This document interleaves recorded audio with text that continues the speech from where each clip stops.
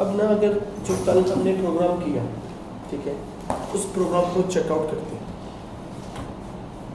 जैसे कल के जितने भी हमारे प्रोग्राम थे ना, उसमें हम क्या करते थे, वेरिएबल्स थी, वैल्यूज थी, और उन वैल्यूज को यूज करके हमने छोटे छोटे प्रोग्राम बनाए। जैसे एक ये प्रोग्राम बनाया था, एक सम ऑफ टू नंबर्स का भी प्रोग्राम बनाया था। अब जो सम ऑफ टू नंबर्स का प्रोग्राम बनाया था, प्रोग्राम तो ठीक था, पर उसमें गड़बड़ थी। गड़बड़ ये थी कि अगर उसे 20 बार 30 बार चलाया जाए वो आउटपुट एक ही देगी। क्यों? क्योंकि आपने जो नंबर, जो वैल्यूज इनिशियलाइज कराई है वो फिक्स है। जैसे आपने 10 मान लिया, 12 मान लिया, उनका एडिशन कर दिया, या जो तुमने प्रोग्राम बनाया है 3 नंबर्स के मल्टीप्लिकेशन का, उसमें भी यही है कि पहले ही इसमें क्या कहते, क्या है, फिक्स वैल्यू डाल दिया आप। जैसे 253 डाल दिया, तो आप उस प्रोग्राम को जितनी मर्जी बार चला लो, उसने आपको आउटपुट सेम देगा। अब मैं ये चाहता हूँ कुछ ऐसा मैकेनिज्म हो कि प्रोग्राम चलते हुए जो उसे चला रहा है उससे डिमांड करे कि वो कुछ वैल्यू डाले, यानी कि वो उससे एक्सेप्ट करवाएगा।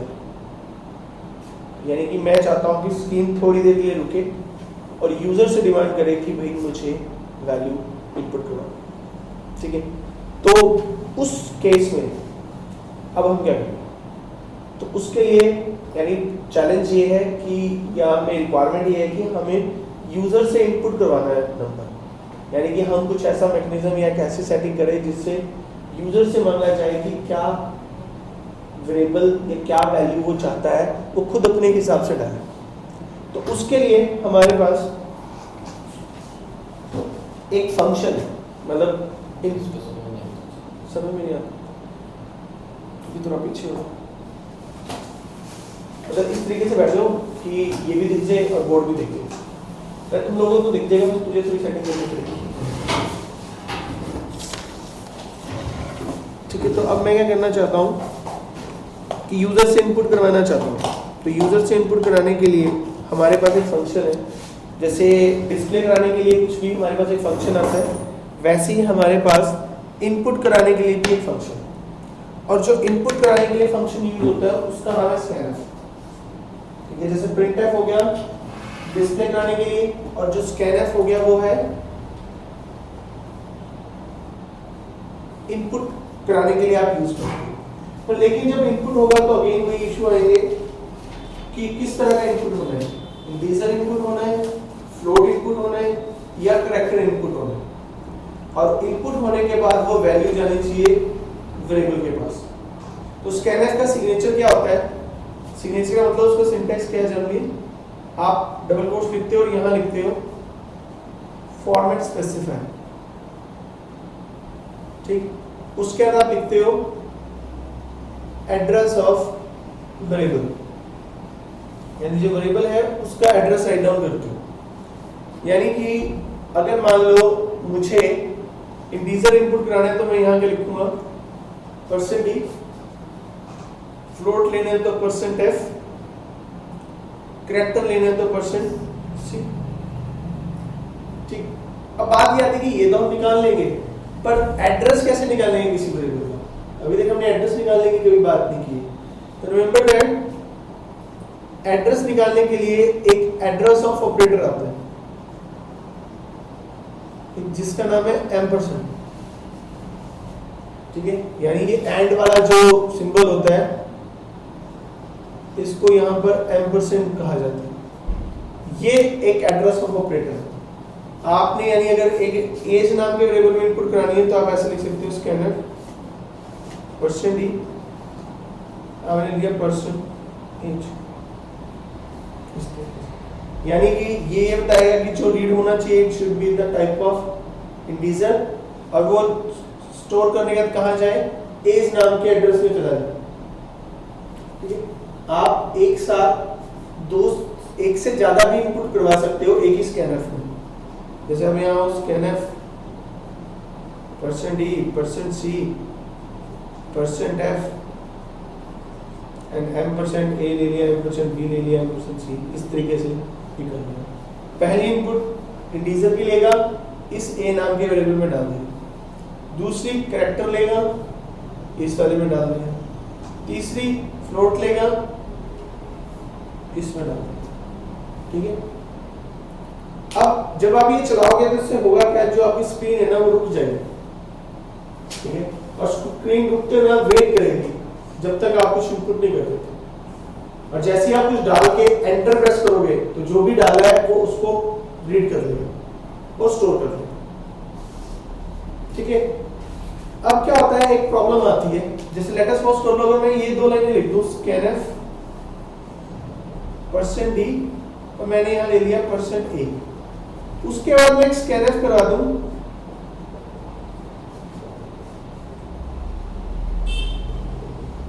एक करैक्टर इनपुट कराने की डिमांड करूं। अब नॉर्मली क्या होता है कि जो रीडिंग होती है, रीडिंग डेटा फ्रॉम कीबोर्ड, मतलब आपका जो डेटा रीड होता है वो कीबोर्ड से रीड होता है। और कीबोर्ड से डेटा कैसे जाता है, पहले कीबोर्ड से डेटा जाता है एक बफर में, फिर वो फर्दर यूज होता है, मतलब जहां भी आप लेके जाना चाहते हो। तो अब क्या होता है कि जब आप scanf %d करते हो, इंटीजर में इनपुट हो गया तो वो बफर में उसकी वैल्यू पड़ी रह जाती है, इंटीजर या फ्लोट की। और जैसे ही आप करैक्टर की डिमांड करते हो तो ये बफर ऑलरेडी भरा पड़ा है, तो ये इनपुट स्किप कर जाएगी, ठीक है। और ऐसा उसने कहीं बुक में स्पेसिफाई नहीं किया हुआ, यानी अगर आप इंटीजर इनपुट के बाद अगर करैक्टर की इनपुट करोगे तो क्या होगा, करैक्टर की इनपुट होगी नहीं, वो उस पार्ट को स्किप ही कर जाएगा स्कैन। मैं चाहता हूं ऐसा होना नहीं चाहिए, तो ऐसा ना हो तो उसके लिए हम क्या करते हैं कि जैसे ही इनपुट यहां पे होता है तो हमें इनपुट डिवाइस बफर क्लियर करना पड़ेगा, मतलब जो इनपुट डिवाइस का बफर है उसे क्लियर करना पड़ेगा। और उसे क्लियर करने के लिए हमारे पास एक फंक्शन, और उस फंक्शन का नाम है fflush, ठीक है। और इस फंक्शन के अंदर आपको लिखना पड़ता है stdin, और ये जो stdin है ये रिप्रेजेंट करता है करंट कीबोर्ड बफर।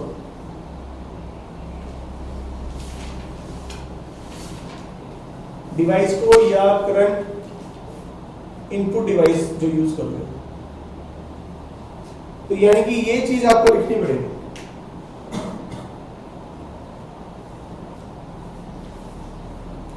क्लियर ये चीज, तो इसमें बताओ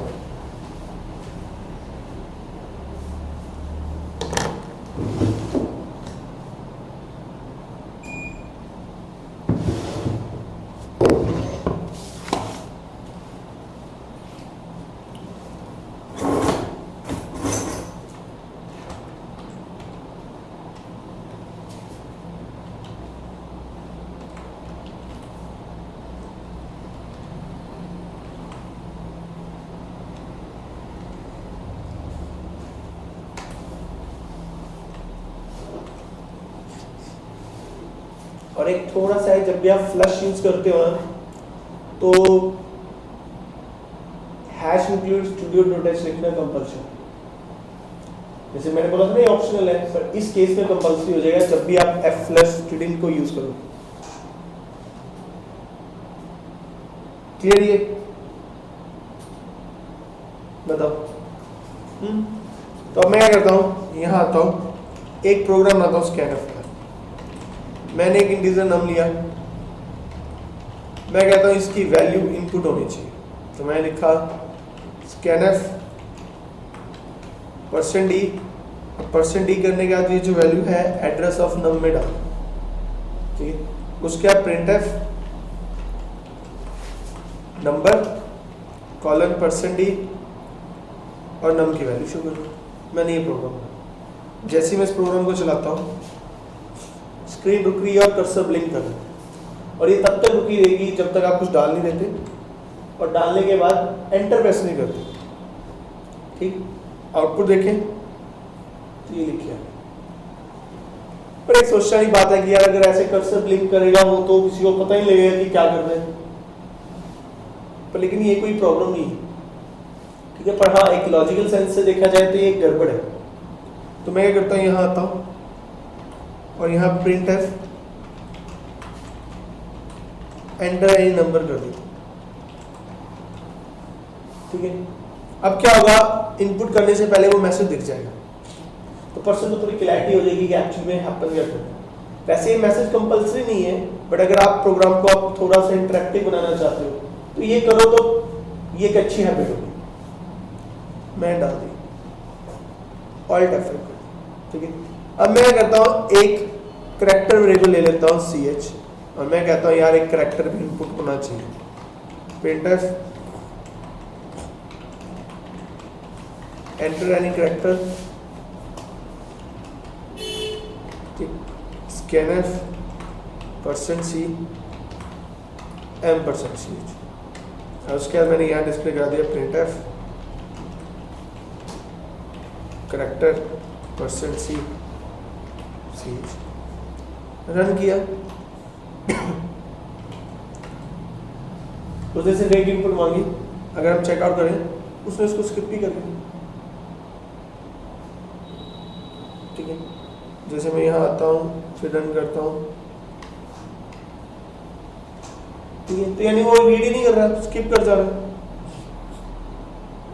तो इसका सोल्यूशन क्या बताया था, जैसे ही एक बार f फ्लश स्टूडेंट कॉल कर, जैसे ही इसे कॉल करूंगा एक एरर आ जाएगा, और एरर क्या है, अनडिफाइंड सिंबल स्टूडेंट। तो उसके लिए मुझे क्या करना पड़ेगा, वो हेडर इंक्लूजन करना पड़ेगा। चलाया,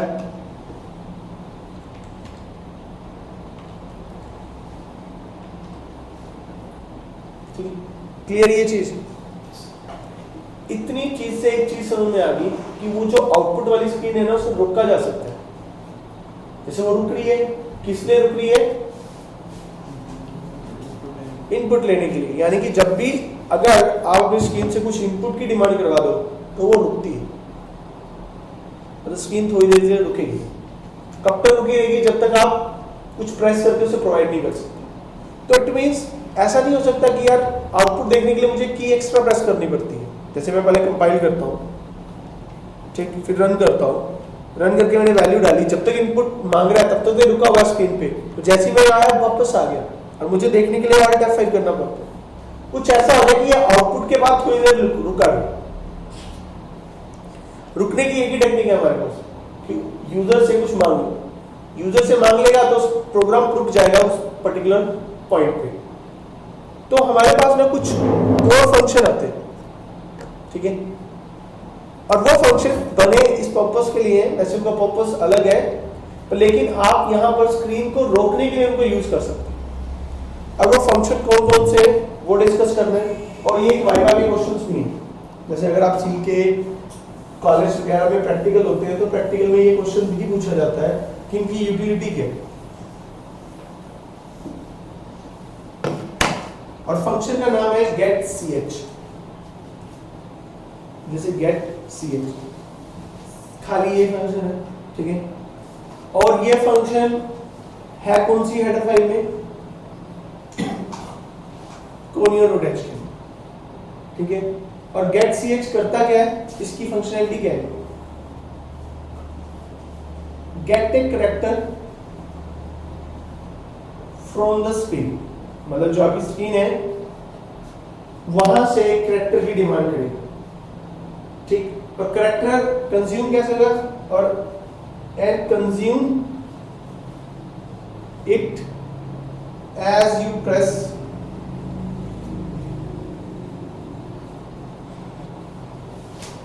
जैसे आप कीबोर्ड पे की प्रेस करोगे ना, ये वैसे उस कैरेक्टर को रीड कर लेगा। जैसे स्कैनएफ क्या करता है, स्कैनएफ आप लिख दो पर तब तक रीड नहीं करेगा जब तक आप एंटर नहीं मारते। ये क्या करेगा, जैसे ही आपने की प्रेस की वैसी कैरेक्टर कैप्चर कर लेगा, ठीक। It never display this character on the screen,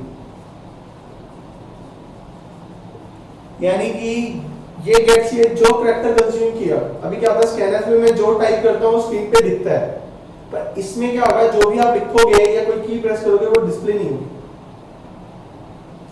ठीक है। ये इसकी वर्किंग। अब इसी तरीके से एक फंक्शन और है जिसका नाम है गेट ch, ठीक है, और ये भी उसी हेडर फाइल्स के अंदर। ये क्या करता है, इसका फीचर भी कुछ ऐसे ही है, get a character from screen and consume it when it as you press key. इसकी खास बात क्या है, and display it on the screen, वो उसे स्क्रीन पे डिस्प्ले करेगा, ठीक है। कई बार ये जो डिस्प्ले करने वाला टर्म है ना, इसको बुक में ये लिखा हुआ है इको, यानी कि वो उसको इको कर देगा और यहाँ पे डिस्प्ले इको यूज किया जाता है, ठीक। तो कई बार आपसे डिफरेंस पूछा जाता है, what is the difference between get ch and get ch। इसी तरीके से एक फंक्शन और है जिसका नाम है गेट कैट, और ये इस हेडर में, इसमें और इनमें डिफरेंस क्या है, ये भी वही काम करता है, get a character from the screen, पर कैसे, एज यू प्रेस एंटर की, जब तक आप एंटर की प्रेस नहीं करोगे तब तक ये एक्सेप्ट रीड नहीं करता है, and display it on the screen, और इसे स्क्रीन पे डिस्प्ले भी कर देगा। बताओ,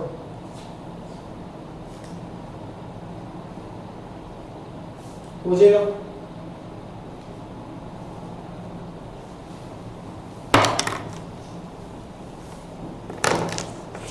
अब मैं क्या करता हूं, सबसे लास्ट में जाता हूं इस प्रोग्राम के, गेट ch लगा देता हूं, रन करता हूं प्रोग्राम को,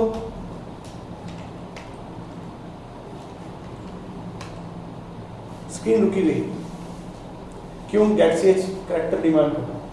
जैसे ही मैं कोई की प्रेस कर देता हूं, h प्रेस कर देता हूं, दोबारा वापस जाके देखता हूं h वहां पे डिस्प्ले नहीं है, तो ये गेट ch करता है। अगर मैंने यहां लिया था गेट ch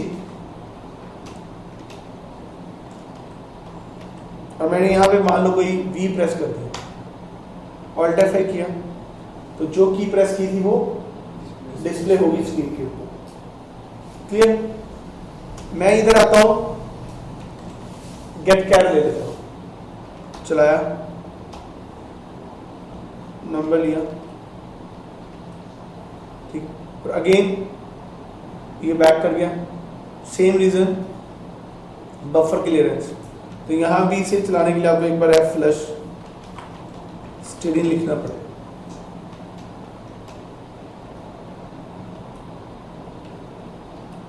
अब रुका है, और जैसे ही मैं कोई की प्रेस करता हूँ भी, कैरेक्टर तो ये भी तब करेगा जब आप कैरेक्टर लिखने के बाद एंटर हिट करोगे, एंटर करोगे तो ये बाहर है, तो इसलिए नॉर्मली जब लोग प्रोग्राम बनाते हैं ना, तो लास्ट में गेट ch लिखते हैं, ठीक है, पर गेट ch का एक्चुअल रोल क्या है, वो एक कैरेक्टर रीड करता है, पर अभी फिलहाल हम गेट ch को किस पर्पस के लिए यूज कर रहे हैं, टू पोज द स्क्रीन, ठीक है, कब तक, जब तक वो कोई वैल्यू डाल नहीं देता, क्लियर ये। अब हम क्या करते हैं, यहाँ आते हैं और कुछ प्रोग्राम बनाते हैं, हम वो सम ऑफ टू नंबर्स वाला प्रोग्राम बनाते हैं। मैं यहाँ आया,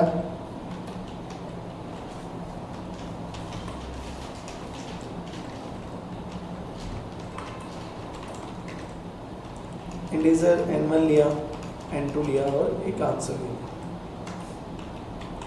CLR SCR लिया, गेट ch लिया कि स्क्रीन थोड़ी देर के रुके भी। सबसे पहले मैंने मैसेज दिया printf एंटर फर्स्ट, scanf लिया %e, फिर लिया printf सेकेंड,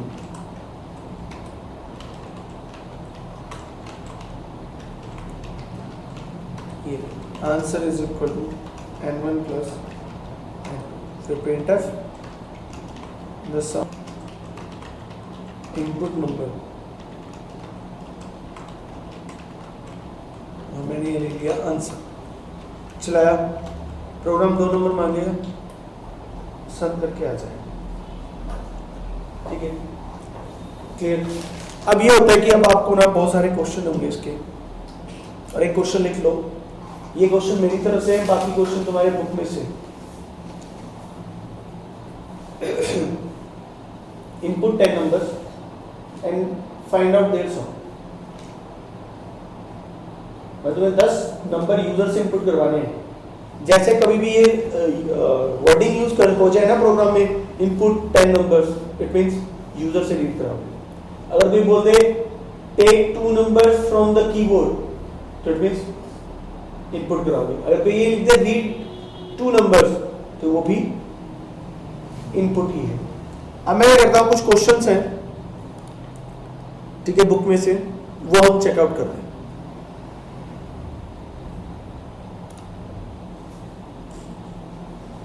पर क्वेश्चन करने से पहले कुछ और ऑपरेटर्स हैं, वो डिस्कस कर लेते हैं पहले, फिर कहेंगे क्वेश्चंस कैसे सॉल्व कर रहे हैं, या कोई क्वेश्चन तुम्हें अगर मिलेगा या दिखेगा तो उसको अप्रोच क्या रखनी है सॉल्व करने की, वो फिर बाद में डिस्कस करेंगे। अभी देखो हमें कौन कौन से ऑपरेटर कर लिए,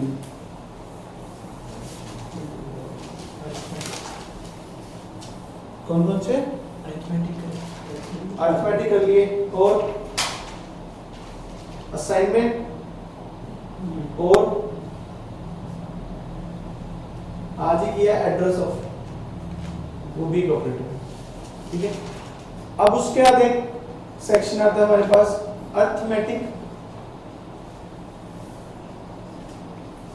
असाइनमेंट ऑपरेटर, जैसे plus equal to, minus equal to, asterisk equal to, slash equal to, modulus equal to, ठीक है। अब ये मॉडुलस इक्वल टू या ये जो ऑपरेटर आप यूज कर रहे हो, इनमें डिफरेंसेस क्या है या ये करते हैं? लेट अस सपोज करो आपने ये लिखा a प्लस इक्वल टू 5, तो इसका मतलब क्या निकालेगा कंपाइलर कि आप कुछ ऐसी चीज मांग रहे हैं, यानी इसका रिजल्ट ये वो आएगा जो ये लेके आएगा। लेकिन एक क्वेश्चन उठता है, जब ऐसा लिख सकते हैं तो ये बनाने की क्या जरूरत है? Got that thing? तो होता क्या है, इसको कई बार हम ये भी बोलते हैं कि ये शॉर्ट हैंड ऑपरेटर है, और इसका सिंपल सा बिगेस्ट एडवांटेज क्या है, टू ऑपरेटर्स कॉलिंग है यहाँ पे, वन ऑपरेटर कॉलिंग है, तो कौन सा पैटर्न फास्ट चलेगा? ये वाला, ठीक है, क्योंकि इसमें एक ही कॉल होगा, और जब जितनी कॉलिंग कम होंगी उतना तेज चलेगा। तो इसलिए ये लिखने का हमें एडवांटेज ये है कि आपकी फास्टनेस होगी। अगर आप ये लिखते हो a माइनस इक्वल टू 5, तो मतलब होता है a is equal to a minus 5। अगर आप लिखते हो a एस्टेरिस्क इक्वल टू 5, तो it means a is equal to a multiply by 5। अगर आप लिखते हो a स्लैश इक्वल टू 5, तो it means a is equal to a slash 5। a modulus equal to 5 modulus 5, clear ये चीज, ठीक है। एक ये हमारे पास ऑपरेटर्स, ठीक। दूसरा ऑपरेटर आता है हमारे पास इंक्रीमेंट एंड डिक्रीमेंट। इंक्रीमेंट होता है प्लस प्लस, डिक्रीमेंट होता है माइनस माइनस। अगर मान लो आपने लिखा a प्लस प्लस, तो इसका मतलब है कि आप कुछ ऐसा काम करवाना चाहते हैं या कुछ ऐसा काम करवाना चाहते हैं, ठीक है।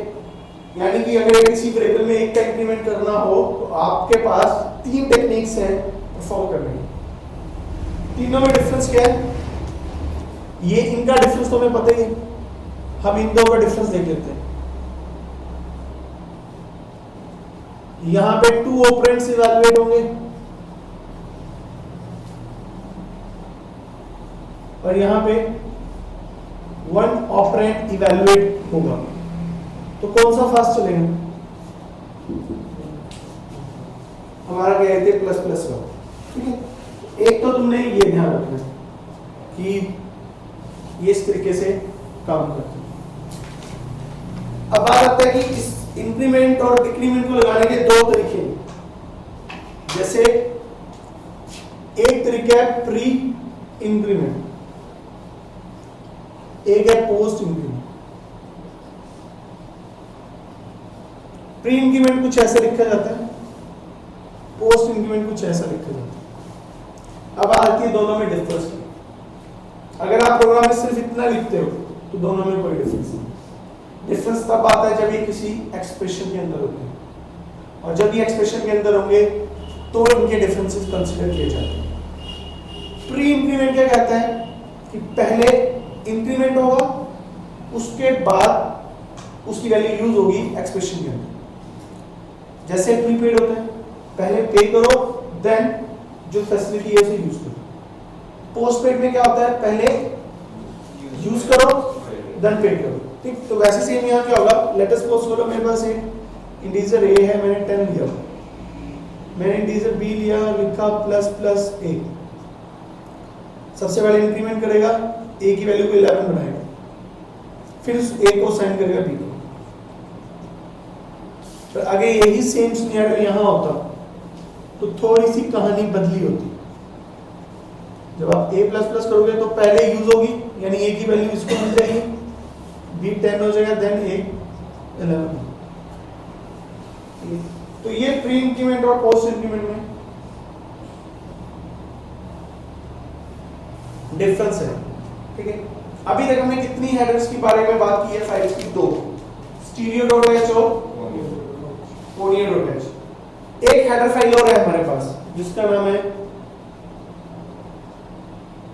math.h। ठीक है, इसके अंदर हमें बड़े इंटरेस्टिंग फंक्शन मिलते हैं। एक फंक्शन मिलता है sqrt, नाम से समझ गए होंगे ये क्या करता होगा, स्क्वायर रूट निकालता है। ठीक है, आप कोई भी नंबर डालें ना, ये उसका स्क्वायर रूट निकाल देगा। जैसे आप ये लिखोगे उस तरीके से डिस्प्ले करते हैं, पर ये जब भी डिस्प्ले होता है ये कुछ वैल्यू देता है, उस वैल्यू को हैंडल करने के लिए आपको कुछ ऐसे रखना पड़ेगा, यानी ये जो वैल्यू दे वो वैल्यू इसको चली जाए। और ये होना किस टाइप का चाहिए, फ्लोट टाइप का या डबल टाइप। इसी तरीके से पावर नाम का फंक्शन है, ये दो नंबर मांगता है। जैसे आपने एक नंबर दे दिया 5, एक नंबर दे दिया 5, तो इसका मतलब पता है क्या है, 5 raised to the power 5, यानी कि भी आपको पावर मींस पावर। ठीक है, क्लियर। और ये भी सेम ऐसे ही चलेगा, आपको ऐसा रखना पड़ेगा, ऐसा करना। मान लो मेरे पास एक फ्लोट है f, उसके अंदर 19.5 एक फ्लोट वैल्यू, मेरे पास एक फ्लोट आंसर है, मैं चाहता हूं f मॉडुलस 2 निकल जाए, तो क्या होगा, एरर, क्योंकि मैंने तुम्हें बताया कि ये तो काम करता नहीं है। तो अगर कई बार रिक्वायरमेंट आ जाए कि भाई मुझे मॉडुलस निकलवाना है फ्लोटिंग पॉइंट, तो कैसे निकलेगा, पॉइंट समझ में आएगा। कोई पूछ ही ले कि भाई मुझे ऐसी टेक्निक बताओ सी के अंदर कि वो ये काम कर दे, तो उसके लिए आपको ज्यादा दिमाग में जाना, एक फंक्शन है, इसकी जगह आपको लिखना पड़ेगा f मोड, जिस वैल्यू को मोड निकालना है और जिससे डिवाइड कर दें, और फिर ये वैल्यू यहाँ पे असाइन। क्लियर। तो ये तीन फंक्शन है, वैसे बहुत फंक्शन है, तो फिलहाल इन तीन फंक्शन को ध्यान रखो, क्योंकि जो आपकी एक्सरसाइज है ना, उस एक्सरसाइज में ये तीन क्वेश्चंस की डिमांड कर रहा है। क्वेश्चन लिखा हुआ है कि use sqrt and power function, तो वो इस तरीके से चल रहा है।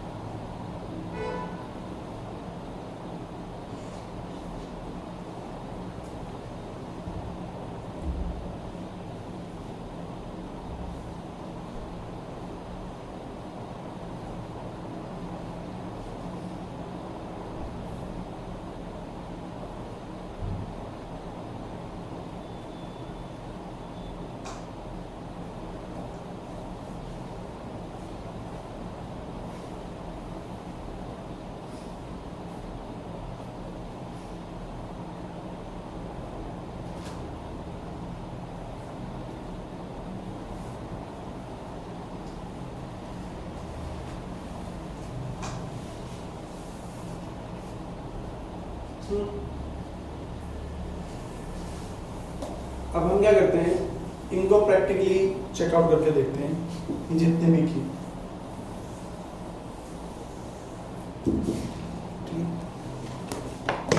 तो सबसे पहले तो हम प्री इंक्रीमेंट वगैरह को चेकआउट करते हैं।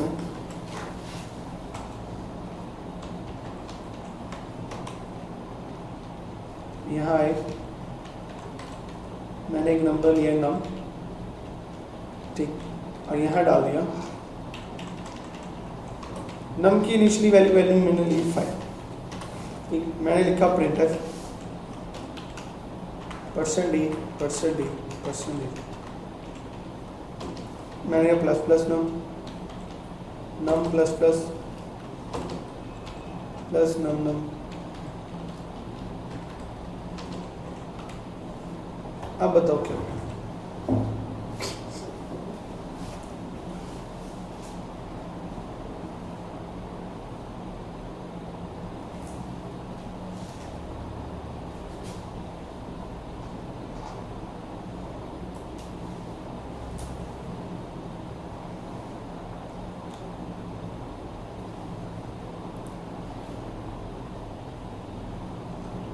क्या आंसर बनेगा, तुम्हें क्या लगता है?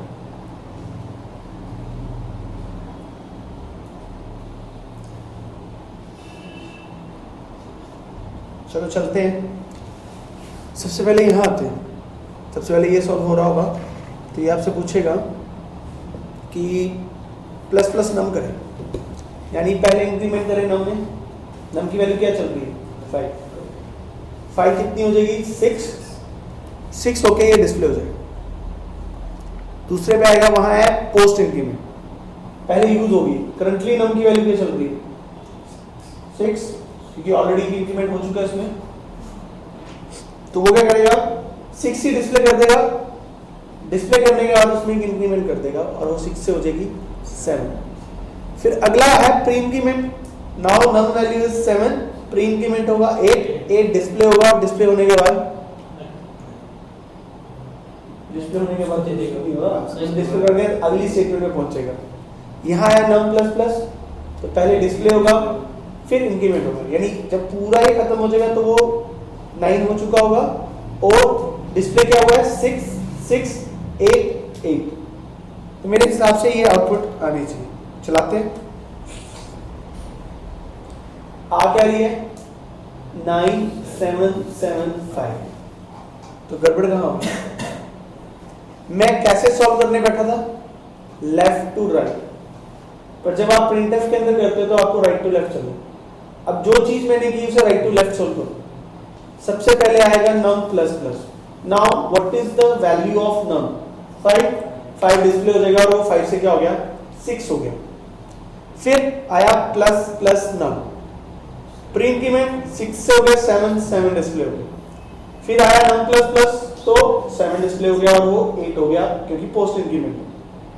देन प्लस प्लस नम, तो 9।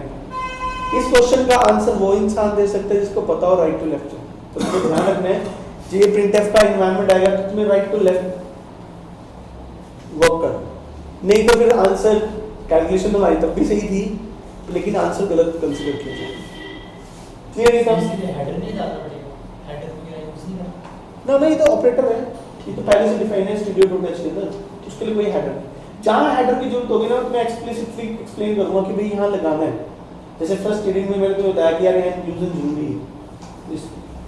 अब ना आता है, मैं इसी को थोड़ा एक और लेवल में इसका क्वेश्चन करते हैं। यहाँ है और एक आंसर है।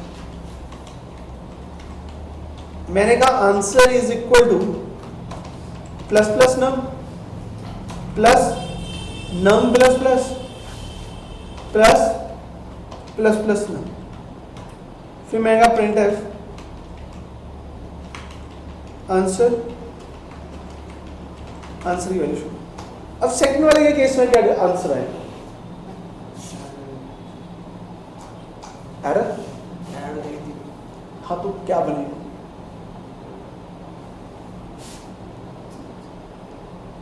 देखो, एक चीज जब एक्सप्रेशन आई ना तो राइट टू लेफ्ट में चलना। पहली चीज तो दिमाग में ये लगानी चाहिए कि यहां भी राइट लेफ्ट में चलना है। यहां कैसे चलना है? Left to right soft. ठीक है। अब यहाँ पे ना एक ऑपरेटर प्रेसिडेंस भी होती है। ऑपरेटर प्रेसिडेंस का मतलब कि कौन सा ऑपरेटर सबसे पहले सॉल्व होगा। एंड रिमेंबर वन थिंग, यहाँ बॉर्ड मास नहीं चलने वाला, ठीक है, क्योंकि यहाँ सिर्फ 5 ऑपरेटर नहीं है, यानी वो डिवाइड करने वाले ऑपरेटर नहीं है, उसके अलावा बहुत सारे ऑपरेटर्स हैं, तो यहाँ पे प्रेसिडेंस अलग है। और प्रेसिडेंस अगर चेकआउट करनी हो तो जो हमारी लेगेसी की बुक है ना, उसके लास्ट में उसने ऑपरेटर प्रेसिडेंस दी हुई है, अगर याद कर सको तो कर लो, ठीक है। लेकिन बेटर ये है कि साथ साथ पढ़ते रहेंगे तो ज़्यादा ठीक है, जैसे जैसे ऑपरेटर आते रहेंगे वैसे चेकआउट कर लेंगे। अब ऑपरेटर प्रेसिडेंस क्या कहती है यहाँ पे कि जो इंक्रीमेंट्स है ना वो पहले सॉल्व होगा, यानी पहले क्या कौन सा सॉल्व होगा, प्री इंक्रीमेंट सॉल्व हो जाएंगे। प्री इंक्रीमेंट कितने हैं, 2। पहला प्री इंक्रीमेंट क्या कर देगा, नम की वैल्यू 6 कर देगा, दूसरा क्या कर देगा 7 कर देगा। प्री इंक्रीमेंट सॉल्व हो गए, अब उस नम की वैल्यू को फिट कर दो, 7 + 7 + 7, आंसर बन गया 21, और 21 असाइन हो गया आंसर को। Then after post increment perform हुआ और उसने नम की वैल्यू कर दी 8। फंडा समझ में आया, रूल कैसे चलेगा वो ध्यान रखो। प्री इंक्रीमेंट की प्रेसिडेंस हायर है हर ऑपरेटर से, यानी कि ये प्लस प्लस वालों से तो हायर ही, अर्थमेटिक वालों के साथ। यानी अगर किसी एक्सप्रेशन में आए तो पहले तुम उनको कंप्लीटली सॉल्व करो, कंप्लीटली सॉल्व करने के बाद तब उनकी वैल्यू को यूज करो। तो चलाया 21 आंसर।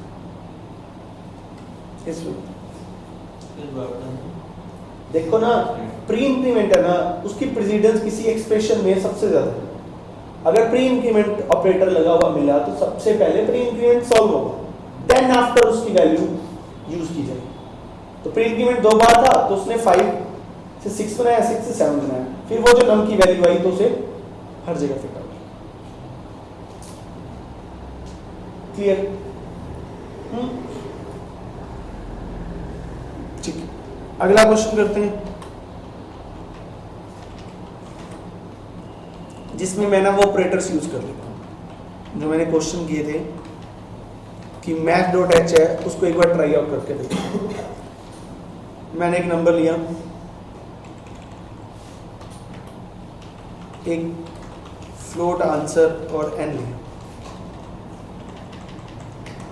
मैंने कहा printf एंटर एनी नंबर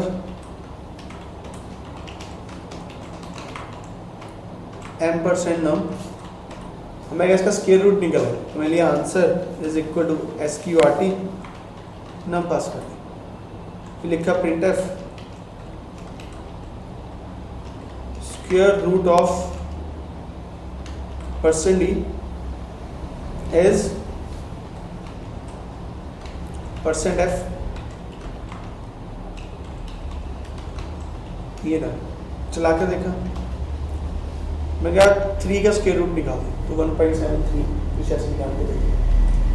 मैं क्या करता हूँ उसके बाद n की वैल्यू में 19.3 f लिया, और मैं इसका मोड निकालना चाहता हूँ, आंसर f मोड n, 3, और उसके बाद printf मोड %f, चलाया तो 1.2229 तक ले जाए। तो इस तरीके से ही निकाल सकते। पावर निकालनी हो, पावर मैंने कहा 4⁵ दिखा दे,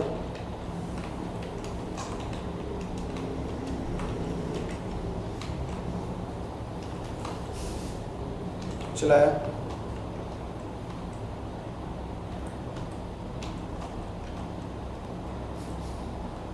तो 4⁵5 1024, इस तरीके से चलता है। नंबर भी और आंसर भी दोनों नहीं है। हाँ, तो डिस्प्ले हो जाएंगे एक साथ, जितने मर्जी वेरिएबल डिस्प्ले करा सकते हो, तो वो कोई दिक्कत वाली बात नहीं। ठीक है, इतना क्लियर होता है। अब मैं करता हूँ अगले क्वेश्चन पे आता हूँ।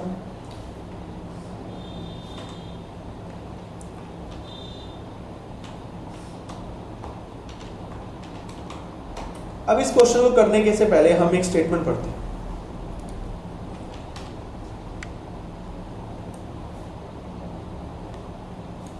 तो एक तो एक पहला चैप्टर पढ़ लेना सारा, ठीक है।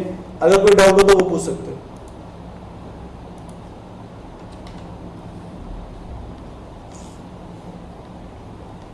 तो इसकी एक्सरसाइज देखते हैं।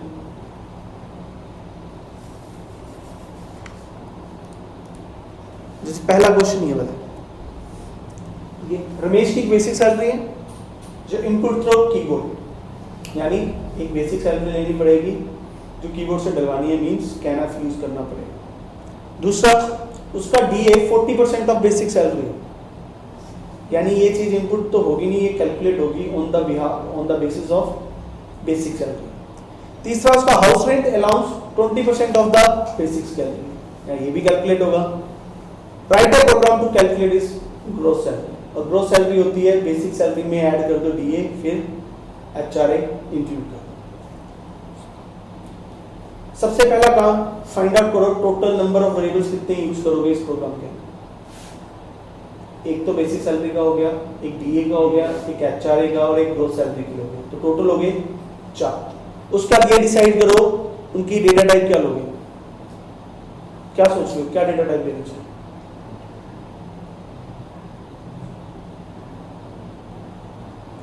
पता कैसे लगेगा डेटा टाइप का, ये सोचो कि जो वैल्यू आप डालने वाले हो क्या वो डेसिमल में जाएगी, क्या वो खाली कैरेक्टर है, क्या वो प्योर इंटीजर है। सैलरी डेसिमल में भी हो सकती है, क्योंकि 20% 40% निकालना है, तो मैं चारों वेरिएबल कैसे लूंगा, फ्लोट। गुड। उसका ये फाइंड आउट करो कितने इनपुट होंगे इनमें से, सिर्फ एक, तो यानी मुझे एक ही स्कैनर लाना पड़ेगा। क्लियर कि क्या स्टेपिंग करनी है। स्टेपिंग बड़ी सिंपल सी है, सबसे पहले फाइंड आउट करो कितने टोटल नंबर ऑफ वेरिएबल्स इसमें यूज होंगे। दूसरा, फिर ये कैलकुलेट करना है कि उनकी डेटा टाइप्स क्या होगी। डेटा टाइप उनकी वैल्यू को अज्यूम या सोचकर होगा कि क्या हो सकती है, उससे डिसाइड। फिर देन आफ्टर 40% जो भी कैलकुलेशन करनी है वो करना है, ठीक है। तो हम यहाँ आते हैं और मैं सबसे पहले 4 वेरिएबल क्रिएट कर लेता हूँ। एक तो basic salary, DA, HRA and gross salary, ठीक। CLR SCR यूज किया, मैसेज दिया printf enter the basic salary, scanf %f basic salary डालिए, डीए कैलकुलेट किया, basic salary multiply by 40 divide by 100, HRA basic salary multiply by 20 divide by 100, gross salary is equal to basic salary plus DA plus HRA. अब printf कराना है तो मैं लिखा basic salary, ये display करा दिया, फिर लिख दिया डीए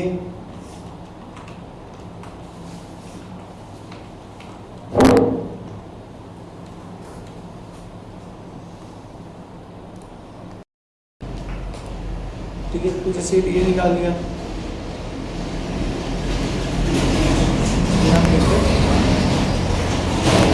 एचआरए डिस्प्ले करवा दिया और देन प्रिंटफ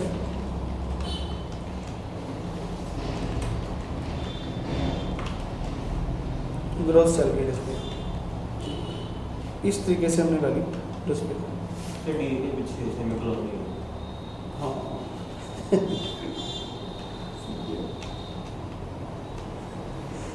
ठीक है। तो जैसे मैंने यहाँ डाला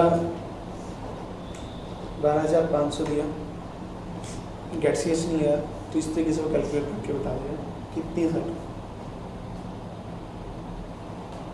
ठीक है। तो ये क्वेश्चन इस तरीके से हो, तो ऐसे एक एक करके आपने वो सारे क्वेश्चन सॉल्व कर लेना। तो आज इतना करना है।